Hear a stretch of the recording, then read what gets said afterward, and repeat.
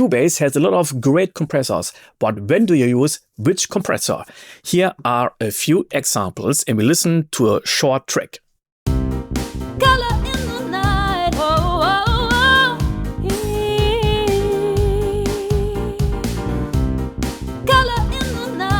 And we start with the vocals, and here you can see the vocals have a very loud sound at the beginning. So the color is very, very loud. And all the other sounds here. So we want to control it. Now I use the first compressor. It's the oldest one in Cubase. It's the compressor. Yeah, that's the real name. Okay, and we want to turn down the signal, let's say 6. And we want to be very, very fast. So let's stay here. Let's turn it down. And now we got to use the threshold. And for this, I use the cycle.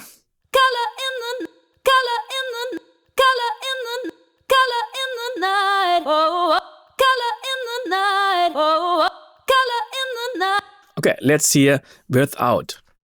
Color in the night, oh, color in the night, oh, color in the night, oh, color in the night. That's much better. Now we take the next compressor. This is the VoxComp. It's a great one because you've got just one knob. Very easy to handle. And I go to the threshold to 0 dB. So now there won't happen anything. And now I turn it down.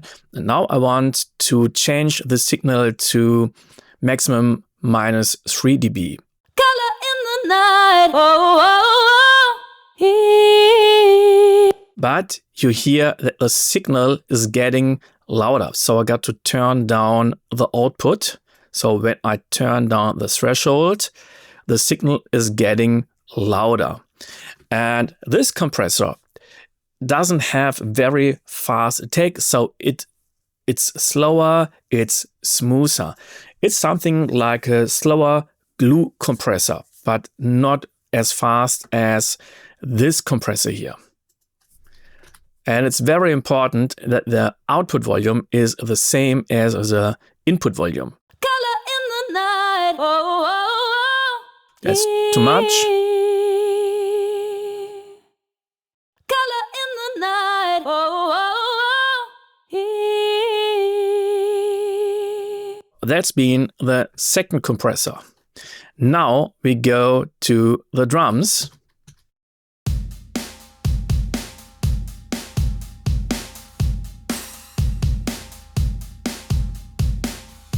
I want to use something like a glue compressor. So I choose the tube compressor.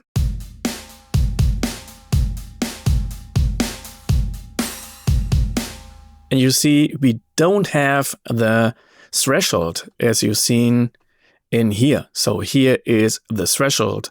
And we don't have the threshold here, but the threshold is the input.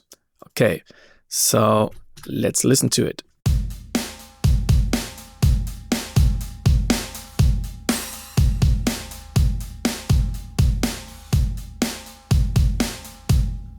And you can see here is the mix. So now I hear 50% of the original and 50% of the compressed signal, but now I just want to hear the compressed signal.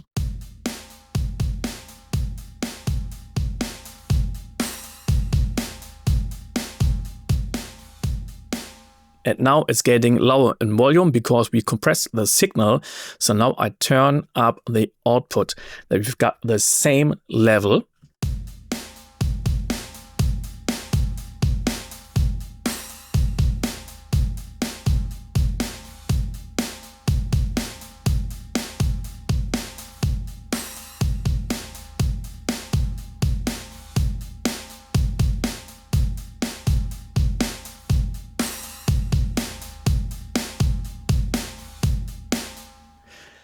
And what I like here is we can add some color or character to the sound.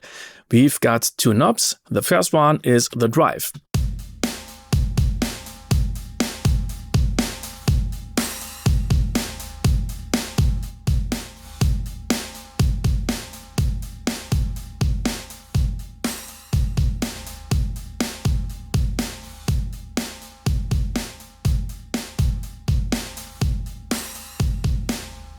you hear that now when I activate the compressor, we've got more character and a little bit more room. And now let's try the character knob.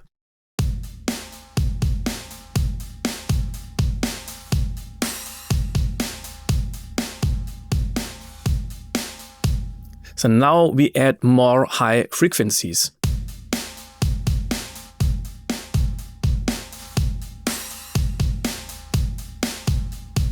Now we've got the low ratio. I love the low ratio for gluing the signal, but let's try the high ratio.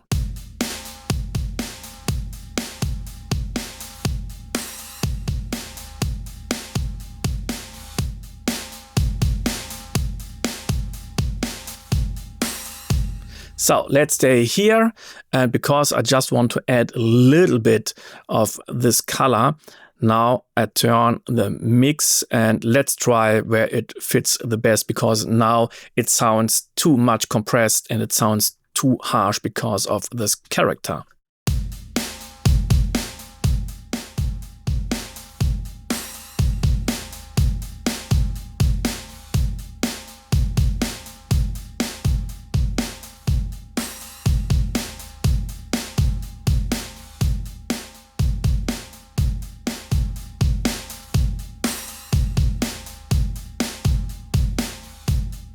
And next I want to add a little bit more punch to the snare. Let's listen to it on its own. For this I use the vintage compressor, and now I want to compress the signal after the transient. So here is a little trick. You can use supervision and now choose waveform and then wave scope. And now you can see the wave.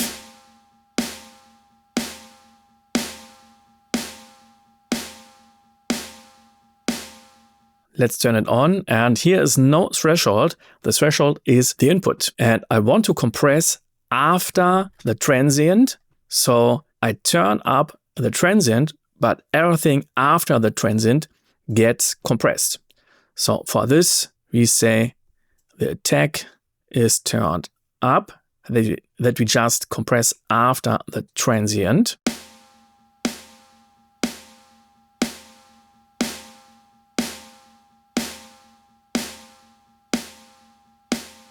And I hope you can hear that we now got more punch, and you can see it here.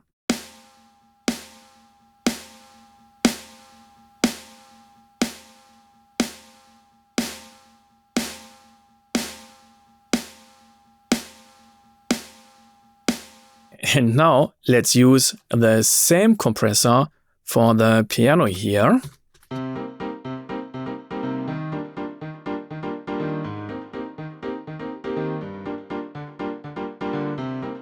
I choose the vintage compressor again.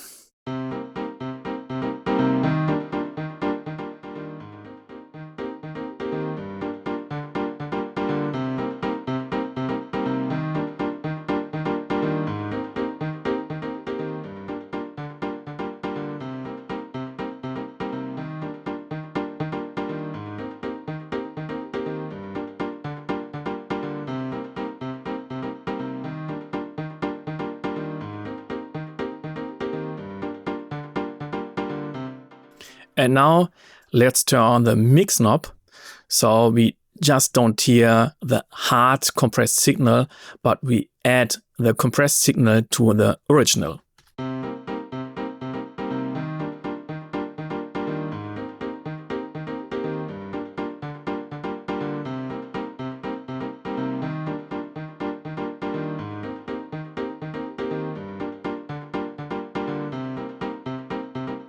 Let's get to the next one. Here we've got the bass.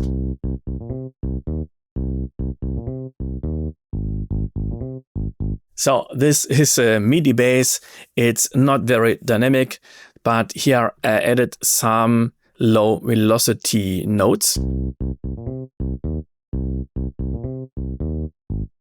And we want to compress it, and we want to add some color. So we use the black valve.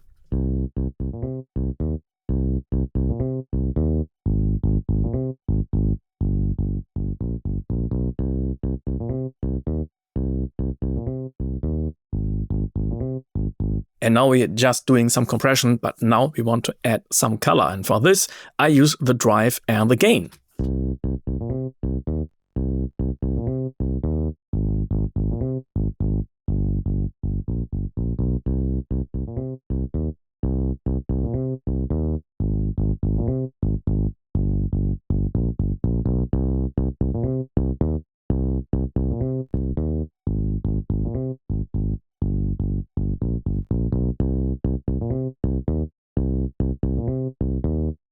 Now we've got more attacks, and let's use the dry, wet or the mix knob.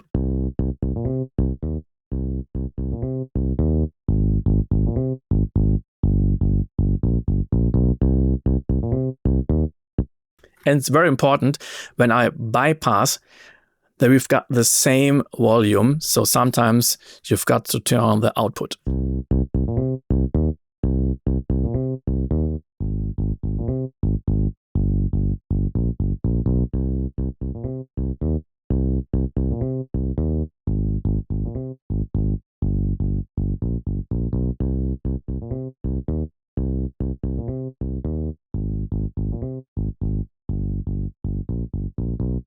At last, we use a compressor. That's not really a compressor. Here is the Magneto. I turn the saturation down, and let's play everything now.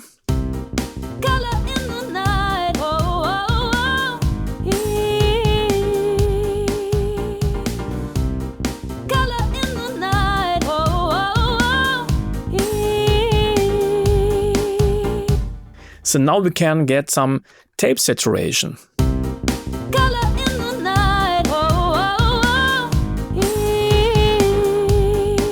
That was too much.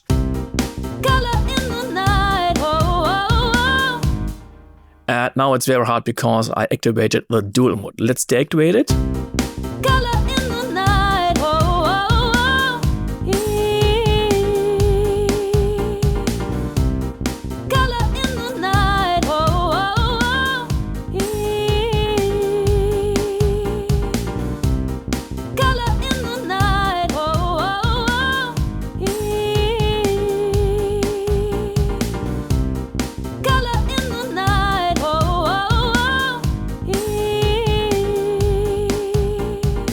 And sometimes I use the squasher compressor, but that's another chapter. So here is the conclusion. The first compressor is the compressor. I use it when I want to compress very, very clean with adding no color. And I use it when I compress very, very fast. When I want to compress very, very fast and add some color, then I use the vintage compressor. The third compressor is the VoxComp. That's in my chain, the second compressor in the vocals. So it's a little bit slower and it glues the signal. When you want to glue signal, you can use the tube compressor. It's very, very well to use it as a bass compressor. You can put it in vocals, on guitars, or perhaps on the main out. The next is the black valve. I use it for a little bit peak reduction. It's very, very easy because you just use this knob. And when you want to add some color, you can use the drive and the gain.